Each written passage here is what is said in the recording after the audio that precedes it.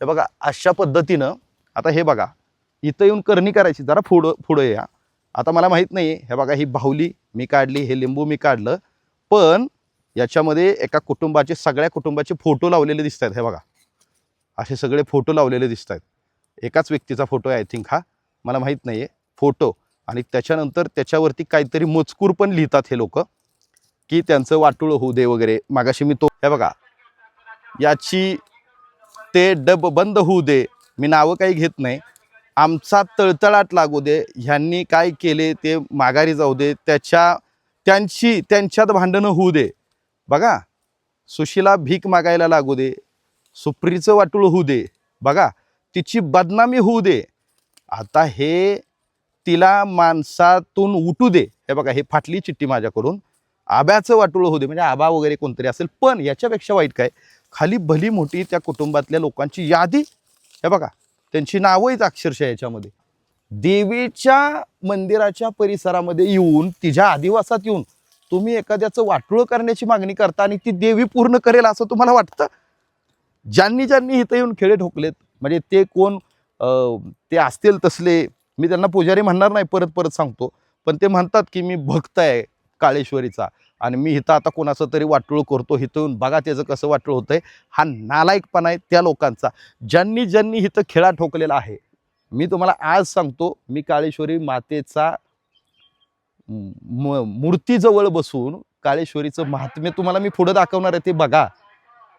ती देवी ह्यांनाच सोडणार नाही ज्यांनी इथं येऊन खेळे ठोकलेत. जी महिषासुर मर्दिनी आहे, आई जगदंबा आहे, तिनं अनेक हजारो दैत्यांचा वध केला होता, वाईट वागणाऱ्या माणसांचा वध केलेला होता. जी माणसं इथं येऊन असे खेळे ठोकतायत त्यांचाच वध होणार आहे, लक्षात ठेवा.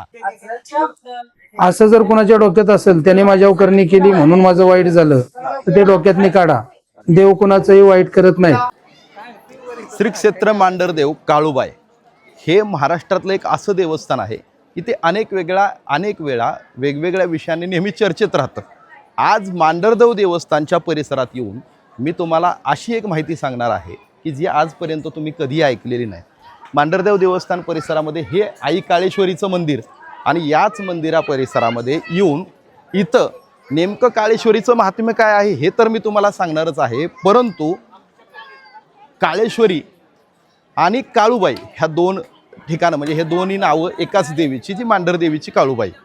पण याच ठिकाणी जे महात्म्य तुम्हाला ऐकायला मिळतं ते आजपर्यंत तुम्ही कधीही ऐकलेलं नसेल.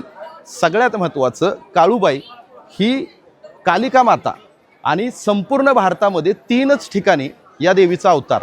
एक कलकत्त्याला जी कालिका देवी, दुसरी मांढर देवी काळूबाई जे कालेश्वरी म्हणून ओळखलं जातं ती काळूबाई, आणि तिसरं गुजरातमध्ये पावागड नावाचं याच देवीचं तिसरं रूप. सगळ्यात महत्त्वाचं, अनेक हजारो दैत्यांचा वध केल्याच्या नंतर महिषासुरमर्दिनी आपण ज्या देवीला म्हणतो ती काळेश्वरी, ती कालिका देवी कुठंतरी अंधश्रद्धेच्या जकडामध्ये अडकलेली आपल्याला पाहायला मिळतं. तुम्हाला सगळ्यांना माहीत आहे की ही अंधश्रद्धा एवढ्या मोठ्या प्रमाणावरती फोफावली की इथं लोक येऊन या मंदिराच्या परिसरात येऊन आपण कोणाचं तरी वाईट करू शकतो, आपण इथं काही करणी धरणी अशा पद्धतीचे काही उपद्व्याप केल्यानंतर आपण आपल्या प्रतिस्पर्ध्याचं, ज्यांचं आपल्याशी पटत नाही अशा लोकांचं वाईट करू शकतो, असा एक भ्रम तयार झाला. आणि याच परिसरामध्ये हा सगळा जर परिसर तुम्ही पाहिला तर ह्या सगळ्या परिसरामध्ये अशा प्रकारे हजारो झाडांना खिळे ठोकले जातात, काही बाहुल्या अडकवल्या जातात, लिंब अडकवले जातात, काही लोकांचे फोटो ठोकले जातात, त्याच्यावरती खिळे मारले जातात आणि त्यांचं वाईट होऊ द्या अशा प्रकारच्या वाईट कृत्यांना देखील आता मांढरदेवी देवस्थान ट्रस्टच्या ट्रस्टींनी आणि इथल्या स्थानिक लोकांनी आळा घातलेला आहे. आणि इथं नेमके काय गंभीर प्रकार चालतात, नेमकं इथलं महात्म्य काय आहे ते देवीच्या मूर्तीपासून मी आज तुम्हाला सांगणार आहे. देवीच्या मूर्तीजवळून आज इथलं महात्म्यही सांगणार आहे, आणि इथं चालणारे जे आघोरी प्रकार आहेत ते कशा प्रकारे थांबतात आणि हे किती शुद्ध बावळटपणा आहे हे देखील मी तुम्हाला सांगणार आहे आजच्या या सगळ्या स्टोरीमध्ये. चला पाहूयात. एका बाजूला काळूबाईचं म्हणजेच काळेश्वरीचं महात्म्य, आणि दुसऱ्या बाजूला काही लोकांनी याच देवस्थानाला, म्हणजे या देवीला आई काळूबाईला बदनाम करण्याचा प्रयत्न केला, अशा लोकांना आज आपण उघडं करणार आहोत. चला. देवाच्या नावाखाली सुद्धा माणूस किती विकृती करू शकतो याचं उत्तम उदाहरण पाहायचं असेल, आपल्या महाराष्ट्रातलं एक कुलदैवत, या महाराष्ट्राचं दैवत असलेली आई काळेश्वरी मांढरदेवची काळूबाई, या देवीला बदनाम करण्याचं पाप काही हरामखोर, मी त्यांना पुजारी म्हणणार नाही, जे लोक पुजारी म्हणून घेतात पण अशी पापं करायला लोकांना इथं घेऊन येतात. हे काय पाप आहे तुम्ही पाहताय. अनेक लोकांचं वाटोळं होऊ दे, त्यांच्यावरती करणी करू दे, अशा प्रकारची धारणा घेऊन तुम्ही, हे एक झाड नाहीये ह्या मंदिराच्या परिसरामध्ये, अशी शेकडो झाडं आहेत. आणि त्या शेकडो झाडांना असे लोकांचे म्हणजे अक्षरशः त्यांची नावं लिहायची, त्यांच्या नावाच्या चिठ्ठ्या लिहायच्या, त्यांना अशा भावल्या बांधायच्या आणि मग त्यांच्याबद्दल काहीतरी वाईट लिहायचं. अरे ह्या मंदिराच्या परिसरात येऊन जी महिषासूर मर्दिनी आहे, आई जगदंबा आहे, तिनं अनेक हजारो दैत्यांचा वध केला होता, वाईट वागणाऱ्या माणसांचा वध केलेला होता. जी माणसं इथं येऊन असे खिळे ठोकतायत त्यांचाच वध होणार आहे, लक्षात ठेवा. मी तुम्हाला काळूबाईच्याच आवारातून सांगतोय, पाठीमागच, या कॅमेऱ्याच्या पाठीमागच काळूबाईचं मंदिर आहे. मी तिथं निहून आई काळूबाई काय आशीर्वाद देते हे पण तुम्हाला दाखवणार आहे. पण मी तुम्हाला काही उदाहरणं दाखवतो. मी हे बघा अशा पद्धतीनं, आता हे बघा इथं येऊन करणी करायची, जरा पुढं या. आता मला माहीत नाही, हे बघा ही बाहुली मी काढली, हे लिंबू मी काढलं, पण याच्यामध्ये एका कुटुंबाचे, सगळ्या कुटुंबाचे फोटो लावलेले दिसत आहेत. हे बघा असे सगळे फोटो लावलेले दिसत आहेत. एकाच व्यक्तीचा फोटो आहे आय थिंक हा, मला माहीत नाही आहे फोटो. आणि त्याच्यानंतर त्याच्यावरती काहीतरी मजकूर पण लिहितात हे लोक, की त्यांचं वाटोळं होऊ दे वगैरे. मागाशी मी तो मजकूर एक वाचून दाखवला, इथं काही चिठ्ठ्या पडल्या तेही तुम्हाला दाखवतो वाचून. आता याच्यामध्ये नेमकं काय लिहिलंय हे मी तुम्हाला दाखवतो.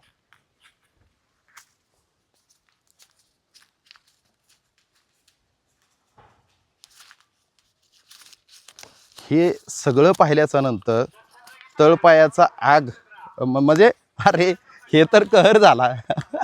म्हणजे पुणे महापालिकेने अनधिकृत बांधकामाची नोटीस कोणाला तरी दिलेली आहे आणि ते नोटीस थांबवण्यासाठी एका तहसीलदारांचं जे पत्र आहे ते इथं आणून, म्हणजे ते काम थांबवण्यासाठी. पण इथं एक मला दुसरी चिठ्ठी मी काढलेली आत्ता, याच्यामध्ये थोडंसं जवळ आणा आणि याच्यामध्ये काय लिहिलंय बघा.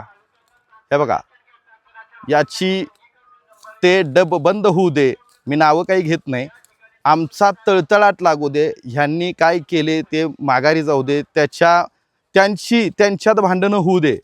बघा, सुशीला भीक मागायला लागू दे, सुप्रीचं वाटूळ होऊ दे, बघा तिची बदनामी होऊ दे. आता हे तिला माणसातून उठू दे. हे बघा, हे फाटली चिठ्ठी माझ्याकडून. आब्याचं वाटोळं होऊ दे, म्हणजे आबा वगैरे कोणतरी असेल. पण याच्यापेक्षा वाईट काय, खाली भली मोठी त्या कुटुंबातल्या लोकांची यादी, हे बघा त्यांची नावं आहेत अक्षरशः याच्यामध्ये, आणि ती यादी. आणि इथं येऊन तुम्ही खिळे आणि बाहुल्या ठोकता. देवीच्या मंदिराच्या परिसरामध्ये येऊन, तिच्या आदिवासात येऊन तुम्ही एखाद्याचं वाटोळं करण्याची मागणी करता आणि ती देवी पूर्ण करेल असं तुम्हाला वाटतं. ज्यांनी इथं येऊन खिळे ठोकलेत, म्हणजे ते कोण ते असतील तसले, मी त्यांना पुजारी म्हणणार नाही, परत परत सांगतो. पण ते म्हणतात की मी भक्त आहे काळेश्वरीचा आणि मी इथं आता कोणाचं तरी वाटोळं करतो, इथं येऊन बघा त्याचं कसं वाटोळं होतंय. हा नालायकपणा आहे त्या लोकांचा, ज्यांनी इथं खिळा ठोकलेला आहे. मी तुम्हाला आज सांगतो, मी काळेश्वरी मातेचा मूर्तीजवळ बसून काळेश्वरीचं महात्म्य तुम्हाला मी पुढे दाखवणार आहे, ते बघा. ती देवी ह्यांना सोडणार नाही ज्यांनी इथं येऊन खिळे ठोकलेत. पण ही अंधश्रद्धा जी आहे ती किती वाईट आहे आणि कशा पद्धतीनं झाडं, हे प्रत्येक झाडाला अशा प्रकारे खिळे ठोकलेत. आणि हा परिसर आहे आपल्या मांढर देवीचा, आई काळेश्वरीचा, ज्या आई काळेश्वरीनं इथं अनेक राक्षसांचा वध केलेला आहे. हे बघा, ही जुनी झाडं बघा, इकडं काही गोष्टी अशा पद्धतीनं घडलेल्या आहे. आणि हे जे कोण, सगळ्यात महत्त्वाचं, अशा लोक जे करणी करायला वगैरे जातात, यांच्यापेक्षा हे, मी काळूबाईचा पुजारी आहे आणि मी काळूबाईचं माझ्या घरात देवस्थान आहे आणि मी कोणाचंही वाटोळं करू शकतो, अशा लोकांनी जास्त पद्धतीनं हे सगळं फोपवलेलं दिसतं एकंदरीत. आणि सगळीच लोक वाईट नाहीत आहे, सगळ्याच लोकांनी वाईट वाटून घ्यायचं काही कारण नाही आहे. पण जी काही लोक अशा पद्धतीने लोकांना विश्वास देतात की मी तुमच्या विरोधाकाला, तुमच्या बांधकार्याचं वाटोळं करतो, मी त्याचं काही गोष्टी त्याला अडचणीत आणतो. अहो, देव कोणाचा अडचणीत आणायला नसतो. आणि असं कोणाच्याही सांगण्यावरती एखाद्या शेंबड्या पुजाऱ्याच्या, पुजारी नाही म्हणता येणार, एखाद्या शेंबडा जो असा माणूस असतो की ज्याला घरातलं कुत्रंही विचारत नाही, अशा माणसाचा देव कसा ऐकू शकतो? देव, ज्या देवानं ही सृष्टी निर्माण केली, तो देव अशा एखाद्या फालतू उपद्व्यापी माणसांचं कसं ऐकू शकतो? हे किती वाईट आहे आणि किती मोठ्या प्रमाणावरती आहे हे दाखवण्याचा मी तुम्हाला प्रयत्न केला आहे. पण ह्याच्या मागचं नेमकं सत्य काय आहे हे मी तुम्हाला काळेश्वरीच्या मूर्तीपासून मंदिरातच जाऊन तुम्हाला दाखवणार आहे.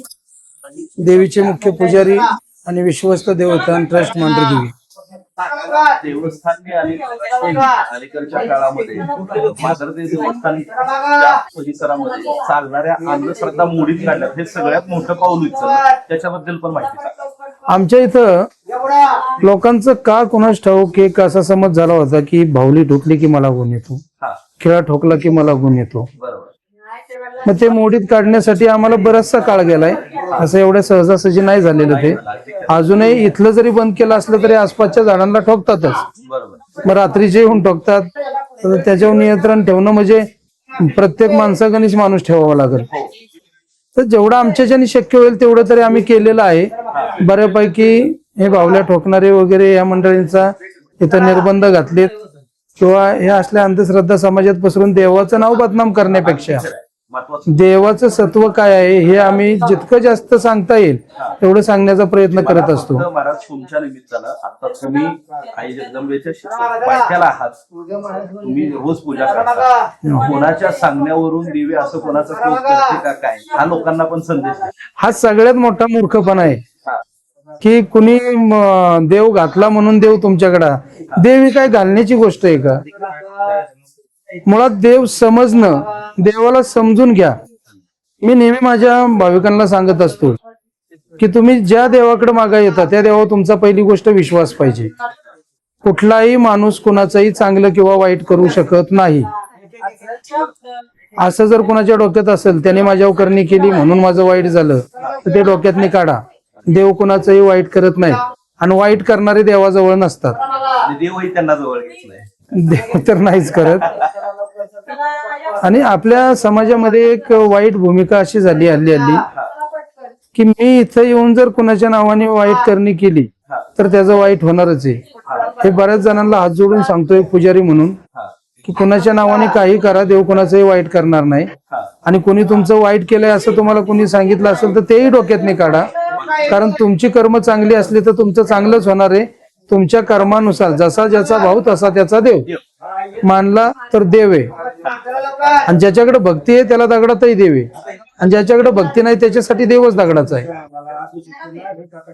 त्यामुळे तुम्ही देवाच्या नावाने काहीतरी अवडंबर करण्यापेक्षा खरा देव जो आतमध्ये बसलाय त्याला ओळखून देवाजवळ जा.